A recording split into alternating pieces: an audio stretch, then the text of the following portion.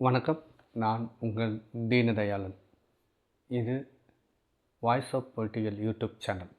சராசரி மனிதனுடைய பார்வையிலிருந்து பேசப்படுகிற அரசியல் கருத்து. இந்த கருத்துக்கள் உங்களுக்கு பிடிச்சிருந்துச்சுன்னா சேனல் சப்ஸ்கிரைப் பண்ணுங்கள். வீடியோஸ் பிடிச்சிருந்தா லைக் பண்ணுங்கள், ஷேர் பண்ணுங்கள், கமெண்ட் பண்ணுங்கள். இன்றைக்கி நம்ம என்ன பேச போகிறோம் அப்படின்னா, டாஸ்மாக் கடைகள் மூடப்படுகிறது தான். டாஸ்மாக் வந்து செல்வி அம்மையார் ஜெயலலிதா அவர்களுடைய ஆட்சி காலத்தில் கொண்டு வரப்பட்டது. அவங்க வந்து தனியார் மயமாக இருந்த இந்த டாஸ்மாக் தனியார் வசம் இருக்கும் பொழுது அவங்க வந்து டேக்ஸ் மட்டும் தான் அரசாங்கத்தை கட்டிகிட்டு இருந்தாங்க.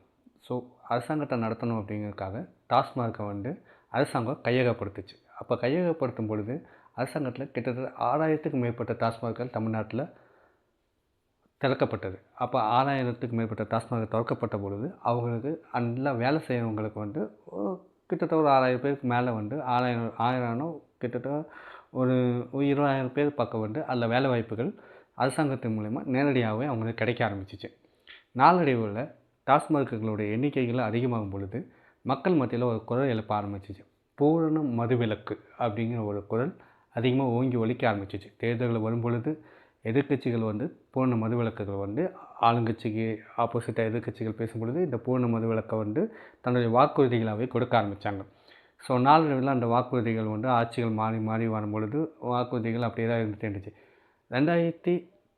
2016 வந்து அம்மையார் ஜெயலலிதா அவங்க ஆட்சி பொறுப்பு ஏற்கும் பொழுது அந்த சமயம் 500 கடைகளை வந்து மூடினாங்க. அதுக்கப்புறம் அவங்களோட இறப்புக்கு அப்புறம் எடப்பாடி கே பழனிசாமி அவர்கள் வந்து ஆட்சி பொறுப்பு ஏற்றப்போ அவங்களும் அவங்களோட தன்னுடைய பங்குக்கு 500 கடைகளை குறைச்சாங்க. அதுக்கப்புறம் 2021 வந்து டிஎம்கே ஆட்சி பொறுப்பேற்றப்போ அவருடைய பங்குக்கும் வந்து 500 கடைகளை குறைச்சாங்க. பூர்ண மதுவிலக்குங்கிறது வந்து ஒரு இம்பாசிபிளான ஒரு விஷயமாக காணப்படுது. காரணங்கள் வந்து நிறைய இருக்கிறது. ஆனால் வந்து மக்கள் மத்தியில் பூர்ண மதுவிலக்கு வேணும் அப்படிங்கிறாங்க.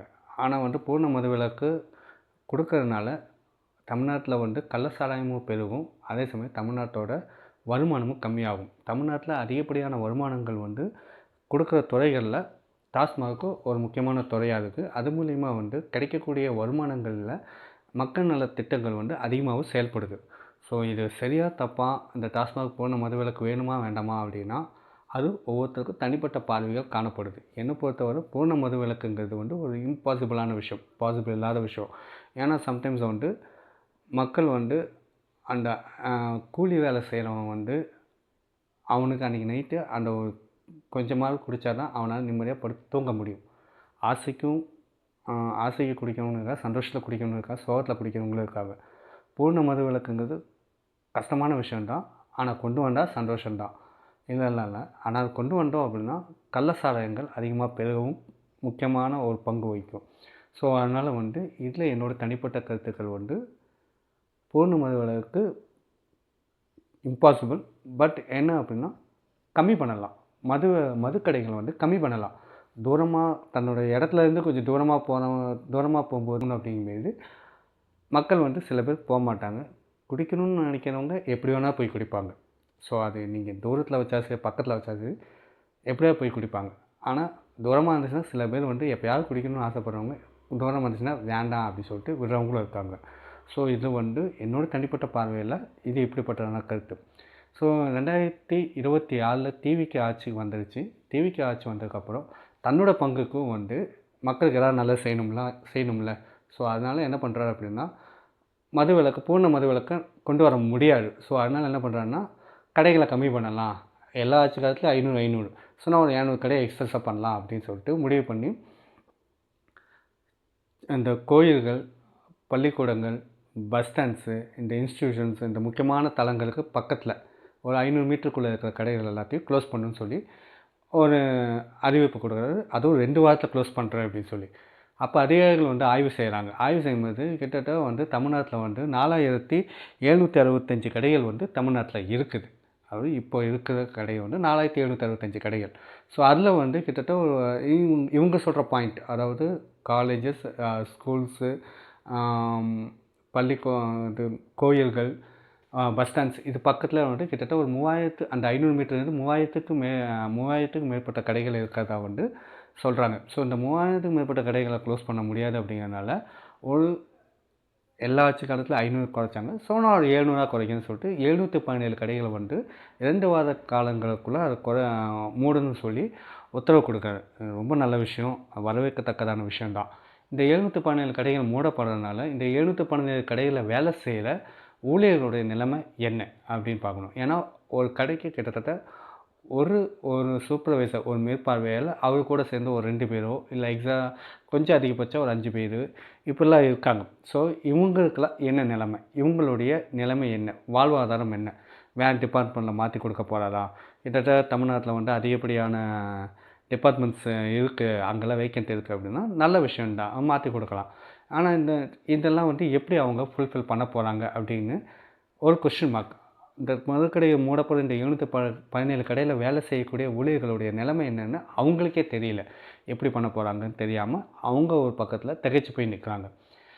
இது 2004 வந்து அப்போ அந்த மதுவிலக்கு திருத்தச் சட்டம்னு சொல்லி ஒரு சட்டத்தை கொண்டு வந்தப்போ இந்த கோயில்கள், பஸ் ஸ்டாண்ட்ஸு, இந்த காலேஜஸ், பள்ளிக்கூடங்கள் இதெல்லாம் வந்து கிட்டத்தட்ட 50 மீட்டர், ஒரு 50 மீட்டருக்குள்ளே தான் கடைகள் இருக்கக்கூடாது அப்படின்னு சொல்லி ஒரு சட்டம் கொண்டு வந்தாங்க. இப்போ 2024 அந்த சட்டத்தை திருத்தாமல் டேரெக்டாகவே வந்து அதில் வந்து என்ன பண்ணுறாங்கன்னா கடைகளை க்ளோஸ் பண்ணுறாங்க.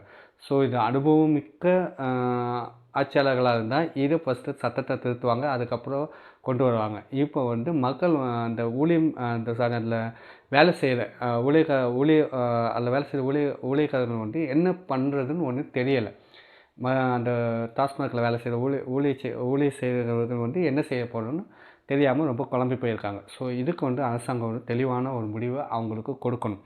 First point. செகண்ட், இப்போ ரீசெண்டாக என்ன அப்படின்னா தனியார் பார்களை வந்து அதிகமாக ஓப்பன் பண்ணுறாங்க. இந்த 11 to 11 சொல்லிட்டு ஒரு தனியார் பார்கள் வந்து ஓப்பன் பண்ணுறாங்க. அது கடந்த ஆட்சியிலே கொண்டு வரப்பட்டது தான். இப்போ இந்த பஸ் ஸ்டாண்ட்ஸ், இன்ஸ்டிடியூஷன்ஸ், பள்ளிக்கூடங்கள் இந்த மாதிரி இடையில இவங்க சொல்கிறப்ப இந்த பாயிண்ட்ஸ் பக்கத்துலேயே வந்து இந்த 11 to 11 பார்கள் வந்து நிறையவே காணப்படுது.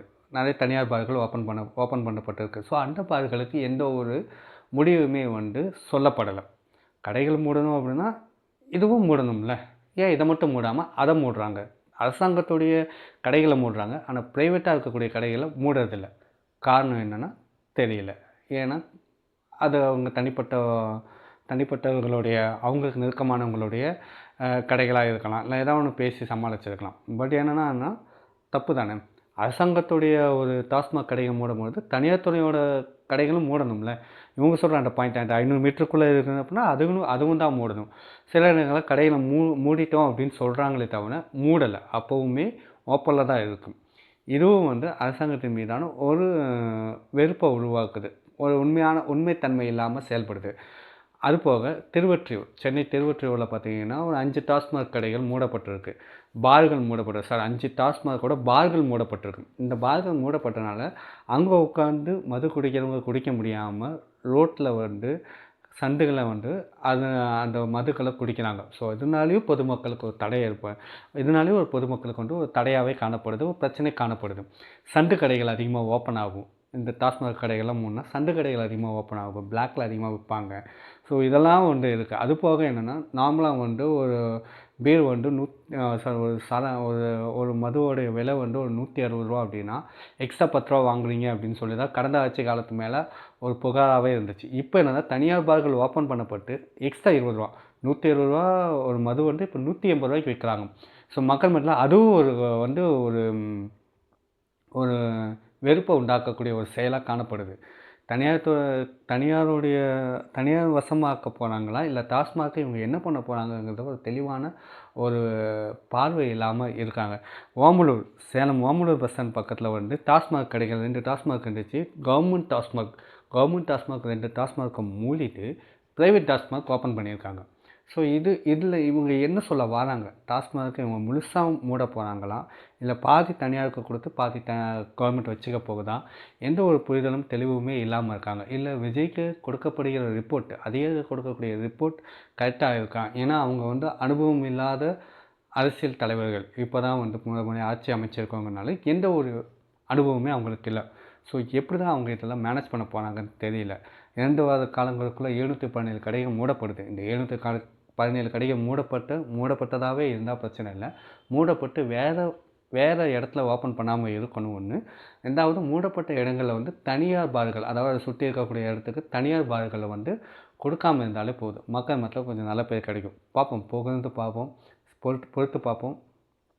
போக போக இந்த ஆட்சி இந்த டாஸ்மாகோடைய இந்த பூர்ண மதுவிலக்கை வந்து கொண்டு வர போகிறாங்களா, இல்லை மற்ற ஆட்சியாளர்கள் மாதிரி கம்மி பண்ணி கொண்டு வர போகிறாங்களா அப்படிங்கிறத வந்து பொறுத்திருந்து பார்ப்போம். நன்றி, வணக்கம்.